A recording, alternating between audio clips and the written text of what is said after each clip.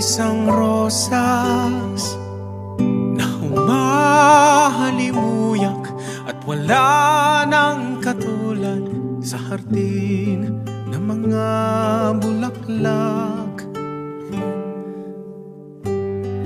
Ang ngiti sa iyong labi ay nakahalina, nanunukso at tila ang oras ay tumitigil pa. Maiinggit ang bukang liwayway, ang ganda niya'y nawalan ng saysay sa kulay